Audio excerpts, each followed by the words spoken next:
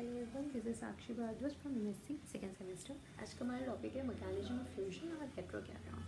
तो जो हम बात करते हैं मैकेनिज्म फ्यूजन की, तो हमें पहले पता होना चाहिए फ्यूजन क्या होता है। तो फ्यूजन जो होता है वो कुछ नहीं होता, उसमें क्या करते हैं हम लोग दो सेपरेट सेल्स को कंबाइन करके एक हाइब्रिड क्रिएट करते हैं, उसको हम लोग बोलते हैं फ्यूजन। बट यहाँ पे क्या होता है, मतलब दो डिस्टिंक्ट सेल है, हम उसको एक सिंगल एंटिटी बनाएंगे, तो कहीं ना कहीं हम कह सकते हैं कि मल्टी सेलुलैरिटी में हेल्प करने वाला है। उसके अलावा अगर हम बात करें तो ये आपका इसके अंदर, इस प्रोसेस के अंदर आपका बहुत सारे जीन्स प्रोटीन्स इंटरप्ले करते हैं। 3 स्टेजेस में होता है, कम्पीटेंस, कमिटमेंट एंड मेम्ब्रेन मर्जिंग।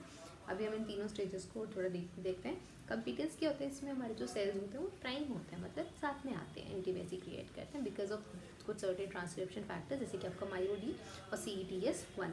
फिर दूसरा जो होता है वो होता है हमारा कमिटमेंट। कमिटमेंट में जो प्राइम सेल्स होते हैं वो एक इंटीग्रेट प्रोसेस में आएंगे, उसमें अधेशन होगा, दोनों जो होंगे वो जुड़ जाएंगे, जिसमें हमारे कुछ केमो अट्रैक्टेंट्स काम करते हैं, जैसे कि CXCl12 और CXCr4। Next is membrane merging. पूरा प्रोसेस ये जो हो गया हमारा कम्पीटेंस हो गया, कमिटमेंट हो गया, उसके बाद मेम्ब्रेन मर्ज हो जाती है। जैसे मेम्ब्रेन मर्ज होती है वो एक्ट करता है एज अ बीच में ब्रिज की तरह से। जब वो ब्रिज की तरह बन गया तो उसमें क्या होगा, जो मटेरियल है, जो आपका न्यूक्लियर मटेरियल है, जो जेनेटिक मटेरियल है, वो आपका ट्रांसमिट होगा एक सेल से दूसरे सेल में, और इनका जो फ्यूजन है वो यहाँ जाके कंप्लीट होगा।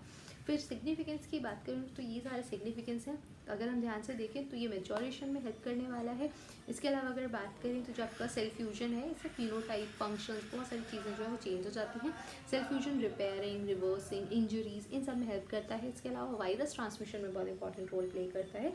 एंड साथ में सेल फ्यूजन, न्यूक्लियर फ्यूजन जो होते हैं वो इन्हीं सेल कैरियॉन्स की वजह से होते हैं। सेल कैरियॉन्स वो सेल्स होते हैं जो आपका फ्यूजन के बाद बनती हैं। तो ये उसके कुछ सर्टेन सिग्निफिकेंस थे। दूसरी चीज़ ये होती है कि हमारे जो ये सेल फ्यूजन होता है, इसकी कुछ डार्क साइड्स भी होती हैं, यानी अगर ये सेल फ्यूजन ज़्यादा होगा, इतने सारे बेनिफिट्स होने के बावजूद ये क्या है, आपका नुकसान हो सकता है इससे। जैसे कि अगर कैंसरस सेल्स है और उसमें अगर सेल फ्यूज़ होते हैं, जब उनके अंदर सेल फ्यूजन होता है तो वो बनाते हैं आपका, तो डिस्टर्बेंस है, सॉरी, बट यहाँ पे क्या होता है कि हमारे जो फ्यूजन्स होते हैं, जब आपका कैंसरस सेल्स फ्यूज हो जाते हैं तो वो आपका PGCS बनाते हैं।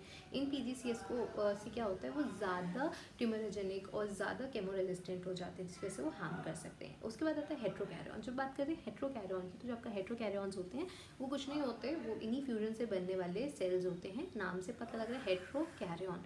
तो ये यानी कि इसके अंदर क्या होगा, बहुत सारे सेल्स का जेनेटिक मटेरियल, बहुत सारे सेल्स का जेनेटिक न्यूक्लिया इसके अंदर प्रेजेंट होता है। जैसे कि अगर हम बात करें, इसी को हम लोग सिंसीटियम भी बोलते हैं। ये हेटेरोकैरियन होता है, एक स्पेशल टाइप का सिंसीटियम होता है। अब ये आपका हेटेरोकैरियन है। फिर उसके अलावा अगर हम इसकी टाइमोलॉजी की बात करें तो वर्ड देख के पता लग रहा है हेटेरोकैरियन। हेटेरो मतलब मल्टीपल, कैरियन मतलब न्यूक्लियस। अकरेंस की अगर बात करें तो ये यूजुअली आपके पाए जाते हैं सैकेरोमाइसिस सर्विसेज नाम की ईस्ट के अंदर, कॉमनली उसमें पाए जाते हैं, बट ज़रूरी नहीं है कि सिर्फ और सिर्फ उसी के अंदर पाए जाते हैं। उसके अलावा ये जब माइटोसिस होता है तो जब डिप्लॉयड सेल्स बनते हैं तो वहाँ पे भी मतलब यूजुअली ये अगर हो जाते हैं, वहाँ पे भी ये पाए जा सकते हैं। अब ये जो हमारे होते हैं, फॉर्मेशन कैसे होता है इनका हेटेरोकैरियंस का, तो 3 प्रोसेस से हो सकता है। पहला, सोमैटिक म्यूटेशन अगर हो रहा है तो उस टाइम पे कुछ सर्टेन न्यूक्लिया की वजह से हो सकता है। उसके अलावा जो आपके फ्यूजन होता है, अगर 2 जेनेटिकली डिफरेंट सेल्स हैं वो फ्यूज हो रहे हैं तो भी आपका हेटेरोकैरियन बन जाता है।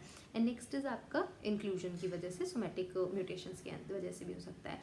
सिग्निफिकेंस अगर हम यहाँ पे देखें तो ये जो आपको हेटेरोकैरियंस होते हैं, ये हेटेरोकैरियंस आपका यूजुअली जो होंगे क्या करते हैं, ये फंगस को स्टेबिलिटी प्रोवाइड करते हैं, तो ये स्टेबिलिटी के लिए बहुत रिस्पॉन्सिबल होते हैं। बस यहाँ पे आप देख सकते हैं बायोसिस के बेनिफिट्स, तो जेनेटिक डाइवर्सिटी की वजह से, ग्रोथ फिटनेस की वजह से, फंगल पैथोजेनिसिटी की वजह से, और आपका बायोटेक्निकल एप्लीकेशन इनकी बहुत होती है। Thank you so much. ये था हमारा आज का टॉपिक।